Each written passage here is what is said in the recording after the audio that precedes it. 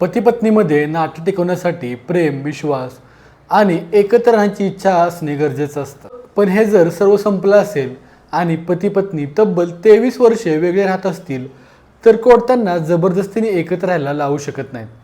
याच प्रश्नावर सर्वोच्च न्यायालयाने एक अतिशय महत्त्वाचा निर्णय दिला आहे आणि न्यायालयाने स्पष्ट शब्दात सांगितलं आहे, कोर्टाच्या आदेशाने नातं टिकवणं अशक्य आहे. या प्रकरणातील पती आणि पत्नी यांचं लग्न 2002 मध्ये झालं होतं.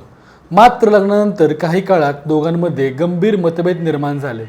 पत्नीने हुंडा, छळ, क्रूरतेचे आरोप केले तर पतीने हे सर्व आरोप नाकारले.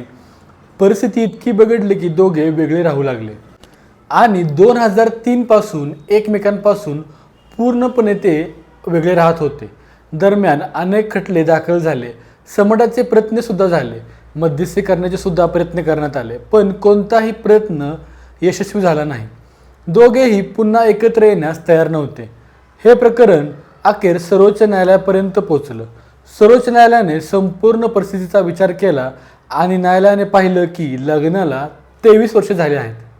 त्यापैकी जवळपास संपूर्ण काळ पती पत्नी वेगळे राहिले आहेत. वैवाहिक नात्याचा उद्देश म्हणजे सहजीवन, सहवास आणि साथीदार म्हणून एकमेकांची साथ. मात्र या प्रकरणात हे उद्दिष्ट पूर्ण झालं नव्हतं. तेव्हा न्यायालयाने महत्त्वाचं निरीक्षण नोंदवलं. न्यायालय म्हणालं, जे नातं प्रत्यक्षात संपलं आहे ते केवळ कायद्याच्या जोरावर जिवंत ठेवण्यात काही अर्थ नाही.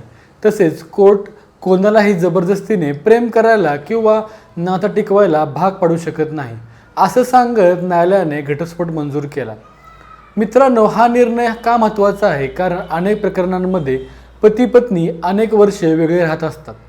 नातं संपूर्णपणे संपलेलं असतं तरीही कायदेशीररित्या लग्न कायम असतं. अशा परिस्थितीत सर्वोच्च न्यायालयाने पुन्हा एकदा सांगितलं आहे, जर वैवाहिक नातं पूर्णपणे तुटलं असेल आणि पुन्हा एकत्र येण्याची कोणतीही शक्यता नसेल तर न्यायालय आर्टिकल 142 अंतर्गत विशेष अधिकार वापरून घटस्फोट देऊ शकतं. मात्र याचा असा अर्थ नाही की फक्त वेगळं राहिल्यामुळे प्रत्येक प्रकरणात कोर्ट घटस्फोट देऊ शकतं. प्रत्येक प्रकरणातील परिस्थिती, पुरावे आणि जबाबदारी न्यायालय स्वतंत्रपणे तपासते.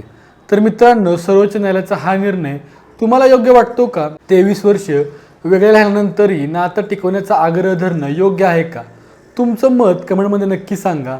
व्हिडिओ आवडला असेल तर लाईक करा, शेअर करा आणि चॅनलला सबस्क्राईब करायला विसरू नका. धन्यवाद.